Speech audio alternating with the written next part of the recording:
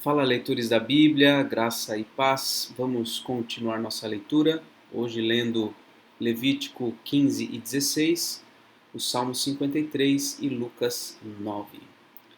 Vamos orar? Bendito Deus, pedimos a tua bênção na leitura que vamos fazer. Que a tua palavra nos instrua, nos transforme segundo a tua vontade. Em nome de Jesus. Amém. Lucas 15. Impurezas do homem e da mulher. O Senhor disse a Moisés e a Arão: Falem aos filhos de Israel e digam-lhes: Qualquer homem que tiver fluxo seminal do seu corpo ficará impuro por causa do fluxo. Esta, pois, será a sua impureza por causa do seu fluxo. Se o seu corpo vaza o fluxo, ou se o seu corpo o estanca, esta é a sua impureza. Toda cama em que se deitar o que tiver fluxo ficará impura, e tudo sobre que ele se assentar ficará impuro. Quem tocar na cama dele terá de lavar as suas roupas, se banhará em água e ficará impuro até a tarde. Quem se assentar sobre aquilo em que se havia assentado o homem que tem o fluxo, lavará as suas roupas, se banhará em água e ficará impuro até a tarde.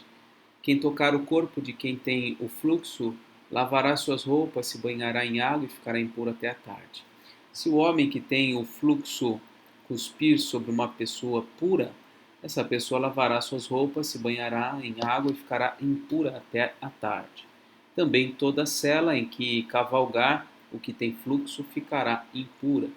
Quem tocar alguma coisa que esteve debaixo dele ficará impuro até a tarde. E aquele que levar algumas dessas coisas lavará as suas roupas, se banhará em água e ficará impuro até a tarde. Também todo aquele em quem tocar o que tiver o fluxo, sem haver lavado as mãos com água, lavará as suas roupas, se banhará em água e ficará impuro até a tarde. O vaso de barro em que tocar o que tem o fluxo será quebrado, porém todo vaso de madeira será lavado com água. Bom, a gente está olhando aqui o caso quando o homem, né, tem o fluxo do sêmen, né? O homem, quando não tem, geralmente, né, quando ele fica muito tempo sem ter relações sexuais, né, ele, o próprio organismo acaba expelindo, né, esse sêmen em excesso. E veja, uma coisa que é escondida, né, uma coisa que as pessoas não veem, mas que afeta, né, aí essa questão da pureza. Veja que não é um pecado propriamente dito que a pessoa comete, mas a própria condição dele, né, pode levá-lo à impureza, né? É como a gente fazer a distinção entre o pecado atual e o pecado original. O pecado atual é aquele que a gente comete, né? O pecado original é aquele que a gente tem, é a natureza pecaminosa, né? Então, eu vejo, né, nessas leis aqui que apontam para esse tipo de caso, né? Que a gente deve estar atento para o pecado original, aquilo que está dentro de nós, né? E que vem à tona, né? Vem à tona. E quando vem à tona, isso nos torna impuros, né, cerimonialmente, né, que é o caso aqui. 13. Quando, pois, o que tem o fluxo estiver puro dele, serão contados 7 dias para a sua purificação. Lavará as suas roupas, banhará o corpo em águas correntes e ficará puro. No 8º dia, pegará 2 rolinhas ou 2 pombinhos e virá diante do Senhor, à porta da tenda do encontro, e os dará ao sacerdote. Este os oferecerá, um para a oferta pelo pecado e o outro para o holocausto. E assim o sacerdote fará por ele expiação do seu fluxo diante do Senhor. Quando o homem tiver emissão de sêmen, banhará todo o seu corpo em água, ficará impuro até a tarde. Toda roupa e toda peça de couro em que houver sêmen tem que ser lavadas em água e ficarão impuras até a tarde. Se um homem tiver relações com mulher e tiver emissão do sêmen, ambos se banharão em água e ficarão impuros até a tarde. Veja que a própria relação sexual também trazia, né, essa condição. A mulher, quando tiver fluxo de sangue, se este for o fluxo habitual do corpo dela, estará 7 dias na sua menstruação, e quem a tocar ficará impuro até a tarde. Tudo sobre que ela se deitar durante a menstruação ficará impuro, e tudo sobre que se assentar ficará impuro. Quem tocar no leito dela lavará suas roupas, se banhará em água e ficará impuro até a tarde. Quem tocar alguma coisa sobre que ela se tiver sentado, lavará suas roupas, se banhará em água e ficará impuro até a tarde. Também quem tocar alguma coisa que estiver sobre a cama ou sobre aquilo em que ela se assentou, esse ficará impuro até a tarde. Se um homem tiver relações com a mulher e a menstruação dela tocar nele, ficará impuro por 7 dias, e toda a cama sobre que ele se deitar ficará impura. Quando uma mulher tiver um fluxo de sangue por muitos dias, fora do tempo da sua menstruação, ou quando tiver fluxo de sangue por mais tempo do que o habitual, todos os dias do fluxo ela ficará impura, como nos dias da sua menstruação. Toda cama sobre que se deitar durante os dias do seu fluxo será como a cama em que ela se deita na sua menstruação. E toda coisa sobre que se assentar ficará impura, conforme a impureza da sua menstruação. Quem tocar essas coisas ficará impuro, portanto lavará suas roupas, se banhará em água, ficará impuro até a tarde. Porém, quando lhe cessar o fluxo, então se contarão 7 dias e depois estará pura. No 8º dia, pegará 2 rolinhas ou 2 pombinhos e os trará ao sacerdote à porta do encontro. Então o sacerdote oferecerá um para oferta pelo pecado, o outro para o holocausto, e o sacerdote fará por ela expiação do fluxo da sua menstruação diante do Senhor. Assim vocês separarão os filhos de Israel das suas impurezas, para que não morram nelas, ao contaminarem o meu tabernáculo que está no meio deles. Esta é a lei a respeito daquele que tem o fluxo, daquele que tem emissão de sêmen e que por causa dela fica impuro, da mulher em sua menstruação, daquele que tem o fluxo, seja homem ou mulher, e do homem que se deita com mulher impura. Ok? Capítulo complicado, difícil, a gente precisaria estudar mais aí para a gente pegar detalhes, né, das aplicações, enfim, do próprio sentido de tudo isso, como isso de alguma forma pode refletir na nossa realidade hoje, né? Mas eu creio que os comentários que eu fiz sejam algumas linhas aí que podem ser conferidas aí, tá bom? O capítulo 16 é um capítulo longo também, né? Tem o dia da expiação aí, e vamos ler porque também é um capítulo importante, tá? Até aqui a gente viu a questão da lepra, né? A questão agora do fluxo e tal, uma série de leis relacionadas à pureza e impureza, alimentação também, animais puros e impuros, né? Agora o capítulo 16 começa uma outra parte, né? Tá distinto. Se eu não estou enganado, posso até conferir depois, mas o 16 ele é quase que uma sessão à parte. Mas depois a gente vê, tá bom? O dia da expiação. O Senhor falou a Moisés depois da morte dos 2 filhos de Arão, quando estes chegaram diante do Senhor e morreram.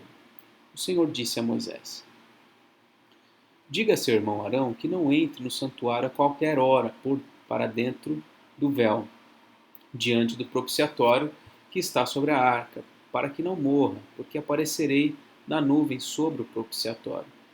Mas é assim que Arão deverá entrar no santuário, com um novilho para oferta pelo pecado e um carneiro para o holocausto.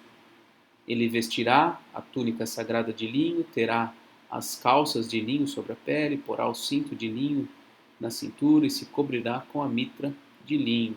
São essas as vestes sagradas. Banhará o seu corpo em água e então porá essas vestes. Da congregação dos filhos de Israel, pegará 2 bodes para oferta pelo pecado e um carneiro para o holocausto. Arão trará o novilho da sua oferta pelo pecado e fará expiação por si e pela sua casa. Também pegará os 2 bodes e os porá diante do Senhor, à porta da tenda do encontro. Lançará sortes sobre os 2 bodes, uma sorte para o Senhor e outra sorte para o bode emissário. Arão fará chegar o bode sobre o qual cair a sorte para o Senhor e o oferecerá por oferta pelo pecado. Mas o bode, sobre o qual cair a sorte para bode emissário, será apresentado vivo diante do Senhor para fazer expiação por meio dele e enviá-lo ao deserto como bode emissário. Bom, vamos seguir aqui, que eu acho que tem mais explicações sobre a questão do bode emissário. Deixa eu ver aqui. Isso. Vamos lá, versículo 11.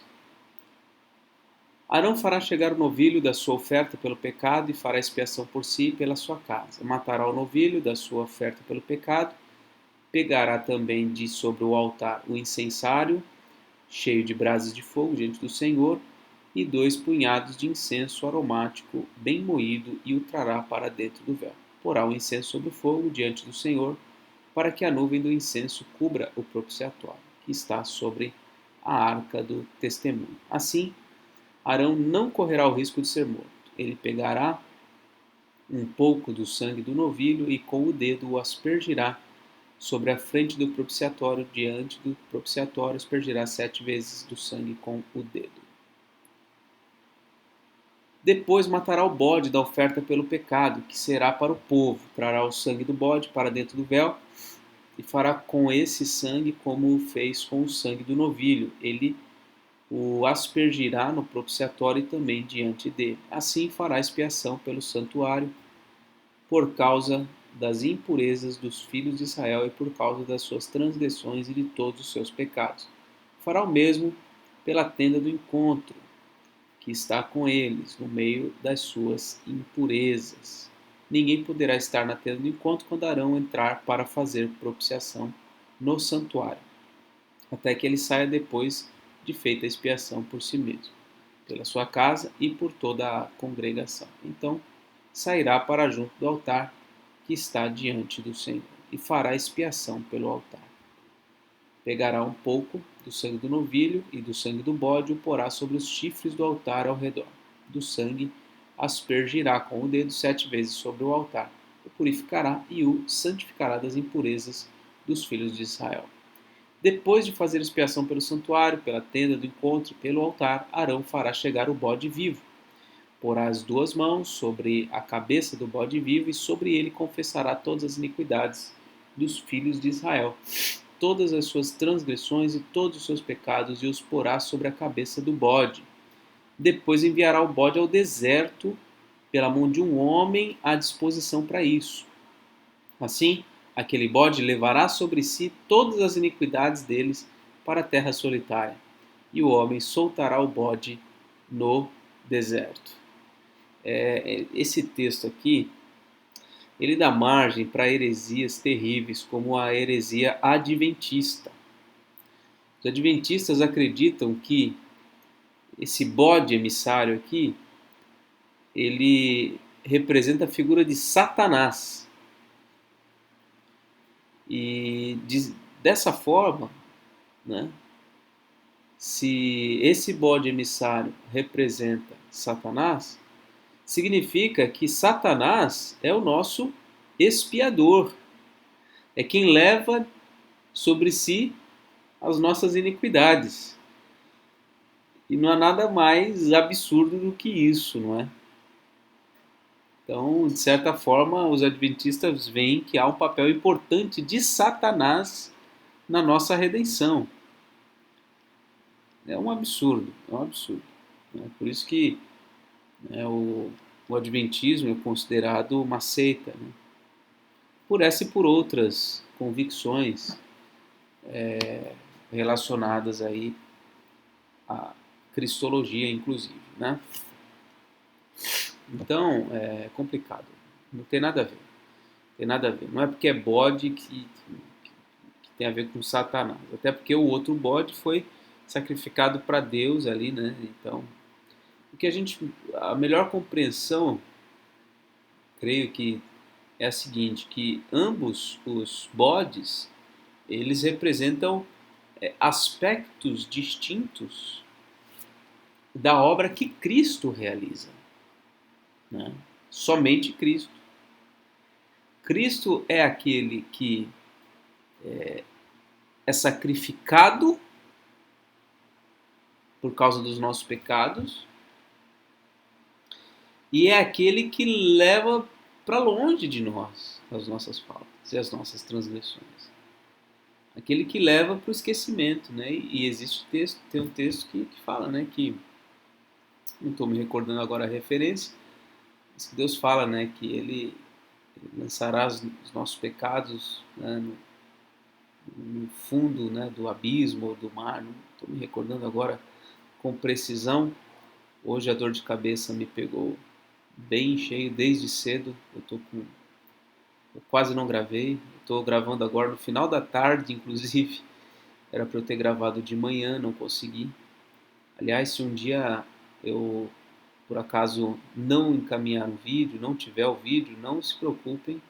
É porque eu não estive bem, tá? Eu não tô com muitos vídeos de saldo, né? Então, isso pode acontecer, tá? E se isso acontecer, eu posso mandar um vídeo de alguma pregação minha ou algum outro vídeo e depois a gente repõe, né? O plano é esse, né? O coração do homem pode fazer planos, mas a resposta certa vem do Senhor. Então, espero em Deus ter condições de, de fazer isso todos os dias, tá? Uma outra maneira também, quando eu não conseguir gravar, eu enviar o vídeo no domingo, que é o dia que nós, em tese, né, aí não fazemos essa leitura aqui pelo YouTube. Mas, enfim, é isso. Por que eu falei disso? Ah, por causa da minha dor de cabeça, né?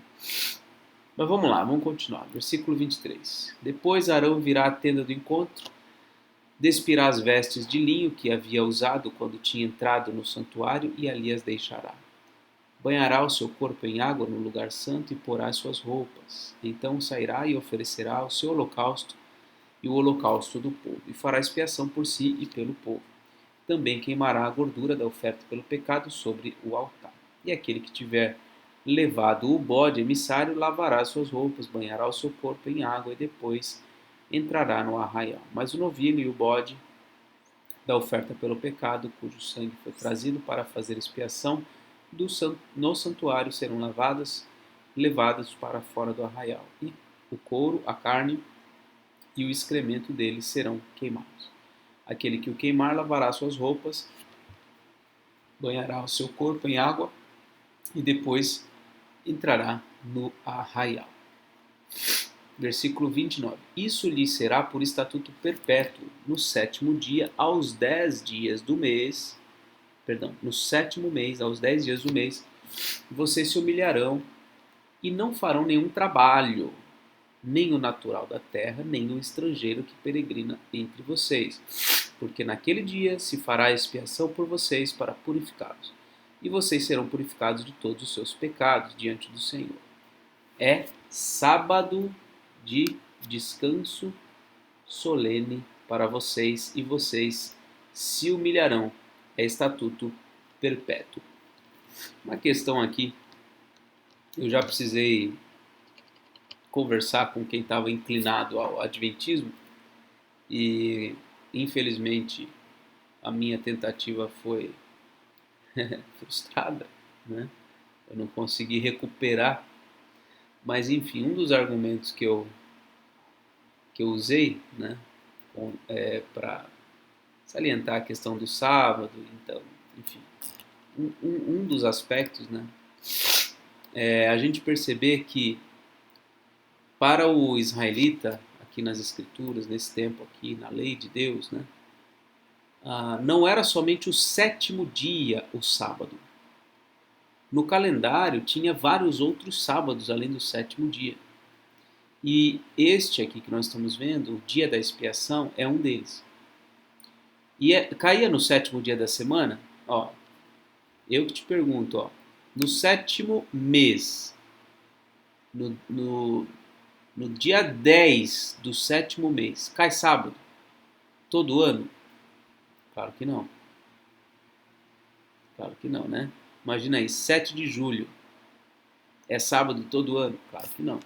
Mas para o israelita que vive sob o calendário judaico, sim, olha lá. Sábado de descanso. Então Esse é um ponto aqui para gente perceber. Peraí, então, o conceito de sábado, né, é anterior ou é mais profundo do que o mero sábado do sétimo dia. Portanto, quem diz o que é sábado é Deus. E ele disse: além do sétimo dia, tem outros sábados. Então ele próprio pode estabelecer o sábado que ele quiser, no dia que ele quiser, não é? Bom, essa é uma das coisas aí para a gente pensar. Tá bom? Continuando. Aquele que for ungido e consagrado para oficiar como sacerdote no lugar de seu pai, é que fará expiação, havendo posto as vestes de linho, as vestes santas, fará expiação pelo santuário, pela tenda do encontro e pelo altar. Também a fará pelos sacerdotes e por todo o povo da congregação. Isso lhe será por estatuto perpétuo para fazer expiação uma vez por ano pelos filhos de Israel, por causa dos seus pecados. E Arão fez como o Senhor havia ordenado a Moisés. Então era uma vez por ano.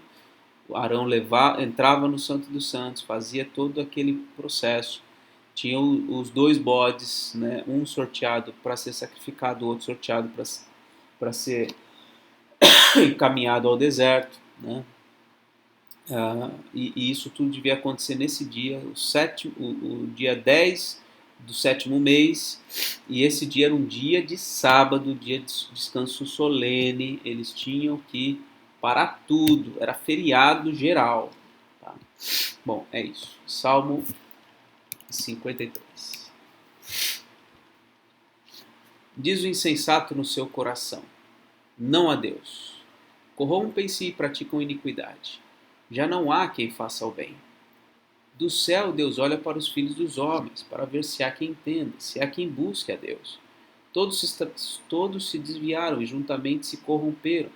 Não há quem faça o bem, não há nenhum sequer. Será que não entendem nada esses que praticam a iniquidade, que devoram o meu povo como se comessem pão e que não invocam a Deus? Ficam tomados de grande pavor, onde não há o que temer, porque Deus dispersa os ossos daqueles que cercam você. Você faz com que fiquem envergonhados, porque Deus os rejeita. Quem dera que de Sião viesse já a salvação de Israel. Quando Deus restaurar a sorte do seu povo, Jacó exultará e Israel se encherá de alegria. Então um salmo aí apontando aí para a negação de Deus, como isso tem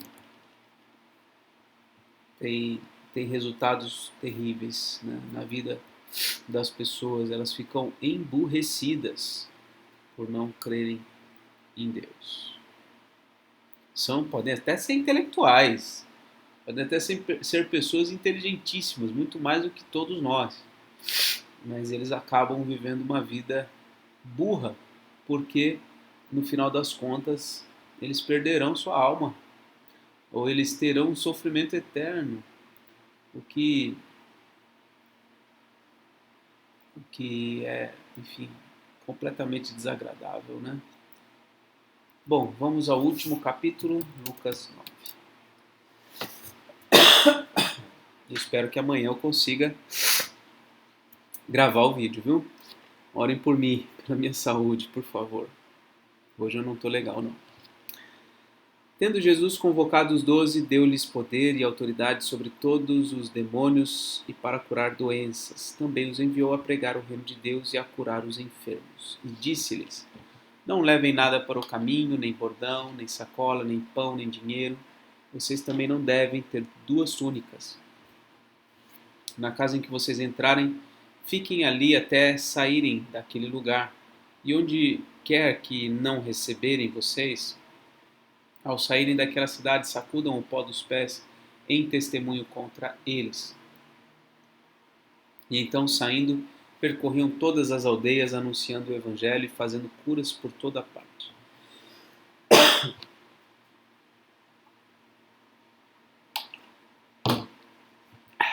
Ora, o tetrarca Herodes soube de tudo o que se passava e ficou perplexo, porque alguns diziam: João ressuscitou dentre os mortos. Outros diziam: Elias apareceu. E ainda outros diziam: um dos antigos profetas ressuscitou. Herodes, porém, disse: Eu mandei decapitar João. Quem então é este a respeito do qual tem ouvido tais coisas? E se esforçava para vê-lo. Então, a fama de Jesus estava crescendo. Ele havia preparado os discípulos dele para saírem pelas cidades e anunciarem o evangelho. Nesse momento ele fala para não levarem nada, né? Não levarem nada. Depois, mais para frente, ele vai falar: olha, quando vocês forem, se preparem, levem as coisas, tal. Nesse momento aqui eles não deveriam levar nada. E Herodes está preocupado, né, perplexo. Bom, eu acho que eu vou precisar parar de falar para só ler, porque... Vamos lá. Ao regressarem, os apóstolos relataram a Jesus tudo o que tinham feito. Ele, levando-os consigo, retirou-se à parte para uma cidade chamada Betsaida. Mas as multidões souberam disso e o seguiam. Acolhendo-as, Jesus lhes falava a respeito do reino de Deus e socorria os que tinham necessidade de cura. Mas o dia estava chegando ao fim. Então os 12 se aproximaram de Jesus e disseram: Despeça a multidão para que, indo às aldeias e campos ao redor, se hospedem e encontrem alimento, pois estamos aqui em um lugar deserto. Jesus, porém, lhes disse: Deem vocês mesmos de comer a eles. Os discípulos responderam: Não temos mais que 5 pães e 2 peixes, a não ser que nós mesmos vamos e compremos comida para todo esse povo. Porque estavam ali cerca de 5.000 homens. Então Jesus disse aos seus discípulos: Façam com que se assentem em grupos de 50. Eles atenderam, fazendo com que todos se assentassem. Jesus, pegando os 5 pães e os 2 peixes, erguendo os olhos para o céu, os abençoou e partiu e deu aos discípulos para que os distribuísse entre o povo. Todos comeram e se fartaram, e dos pedaços que sobraram foram recolhidos 12 cestos. De certa forma, Jesus continua a partir o pão, né? Ele fez isso várias vezes, não só na instituição da ceia, né? Partiu o pão. Isso era uma característica de Jesus. Ele partia o pão, dava graças, partia o pão e distribuía. Fez isso várias vezes. Inclusive quando, depois de ressurreto, na praia, quando ele foi se encontrar com os discípulos o identificaram por esse gesto de ter partido o pão, né? E em memória de Cristo, né? E como anúncio do valor da sua morte, a gente continua a fazer isso, a partir o pão, né? Ele, nesse episódio aqui, faz uma baita de uma multiplicação, né?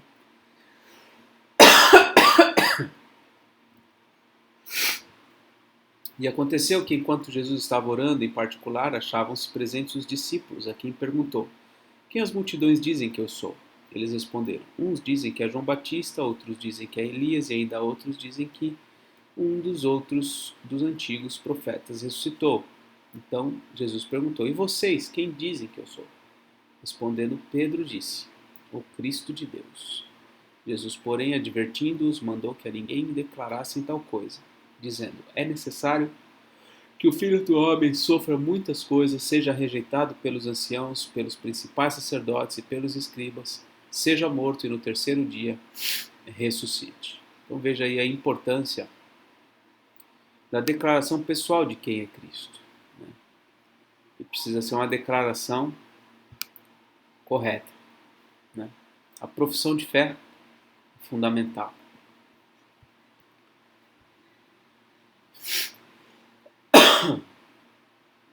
Jesus dizia a todos: Se alguém quer vir após mim, negue-se a si mesmo, dia a dia tome a sua cruz e siga-me.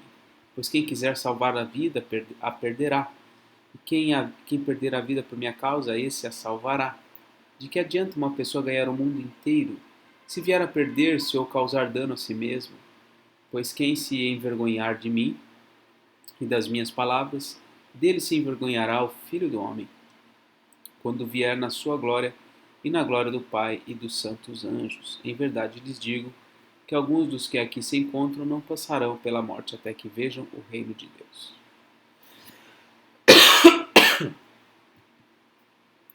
Tô piorando, hein? Cerca de 8 dias depois da De proferidas estas palavras, Jesus levou consigo Pedro, João e Tiago e subiu ao monte com o propósito de orar. E aconteceu que, enquanto ele orava, a aparência do seu rosto se transfigurou e a roupa dele ficou de um branco brilhante. E eis que dois homens falavam com ele. Eram Moisés e Elias, que apareceram em glória e falavam da morte de Jesus, que ele falava para cumprir, que ele estava para cumprir em Jerusalém. Pedro e seus companheiros estavam caindo de sono, mas conservando-se acordados, viram a glória de Deus. E os dois homens que estavam com ele, quando estes começaram a se afastar de Jesus, conservando-se acordados, viram a glória de Jesus e os dois homens que estavam com ele. Ponto. Quando estes começaram a se afastar de Jesus, Pedro lhe disse: Mestre, bom é estarmos aqui. Façamos 3 tendas, um para o Senhor, outro para Moisés e outro para Elias. Porém, Pedro não sabia o que estava dizendo. Enquanto assim falava, veio uma nuvem e os envolveu, e ficaram com medo ao entrar na nuvem, e dela veio uma voz que dizia: Este é o meu filho, o meu eleito, escutem o que ele diz. Depois daquela voz, perceberam que Jesus estava sozinho. Eles ficaram calados e naqueles dias não contaram nada a ninguém a respeito do que tinham visto.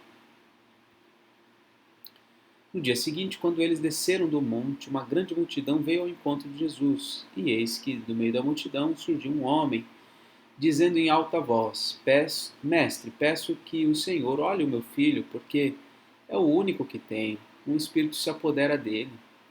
E de repente o menino grita, e o espírito o convulsiona até espumar, e dificilmente o deixa, depois de o ter maltratado. Pediu aos seus discípulos que o expulsassem, mas eles não puderam. Jesus exclamou: Ó geração incrédula e perversa, até quando estarei com vocês e terei de aguentá-los? Traga o meu filho aqui. Traga o seu filho aqui. Quando o menino estava se aproximando, o demônio o atirou no chão e o convulsionou. Mas Jesus repreendeu o espírito imundo, curou o menino e o entregou ao Pai. E todos ficaram maravilhados com a majestade de Deus. Como todos estavam admirados com tudo que Jesus fazia, ele disse aos seus discípulos: Prestem bem atenção nas seguintes palavras: O Filho do Homem está para ser entregue nas mãos dos homens.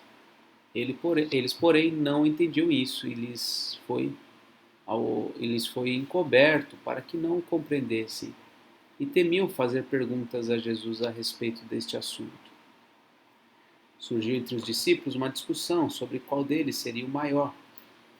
Mas Jesus, sabendo o que se passava no coração deles, pegou uma criança, colocou-a junto de si e lhes disse: Quem receber essa criança em meu nome, é a mim que recebe.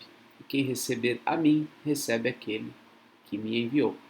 Porque aquele que for o menor de todos entre vocês, esse é que é grande. O grande é o pequeno. João tomou a palavra e disse: Mestre, vimos certo homem que expulsava demônios em seu nome, mas nós o proibimos de fazer isso, porque não segue conosco. Mas Jesus lhe disse: Não proíbam, pois quem não é contra vocês é a favor de vocês. E aconteceu que, ao se completarem os dias em que seria levado ao céu, Jesus manifestou no semblante a firme resolução de ir para Jerusalém. E enviou mensageiros que fossem na frente, indo eles, entraram numa aldeia de samaritanos para lhe preparar pousada, mas não o receberam, porque o aspecto dele era de quem decisivamente ia para Jerusalém. Vendo isto, os discípulos Tiago e João perguntaram: O Senhor quer que mandemos descer fogo do céu para os consumir? Mas Jesus, voltando-se, os repreendeu, e seguiram para outra aldeia. Enquanto seguiam pelo caminho, alguém disse a Jesus: Vou segui-lo para onde quer que o Senhor for. Mas Jesus lhe respondeu: As raposas têm as suas tocas, e as aves do céu têm os seus ninhos, mas o Filho do Homem não tem onde reclinar a cabeça. A outro, Jesus disse: Siga-me. Mas ele respondeu: Senhor, deixe-me ir primeiro sepultar o meu pai. Mas Jesus insistiu: Deixe que os mortos sepultem os seus mortos. Você, porém, vai e anuncie o reino de Deus. A outro lhe disse, Senhor, quero segui-lo, mas permita que antes disso eu me despeça das pessoas da minha casa. Mas Jesus lhe respondeu, ninguém que põe a mão no arado e olha para trás é apto para o reino de Deus. E assim concluímos este longo capítulo, hoje que é o 53º dia de leitura. Esse vídeo vai para o YouTube no dia 3 de março. Eu não consegui comentar tudo como eu gostaria, mas certamente a leitura por si só já é muito proveitosa, não é? Deus te abençoe, um forte abraço e até mais, se Deus quiser.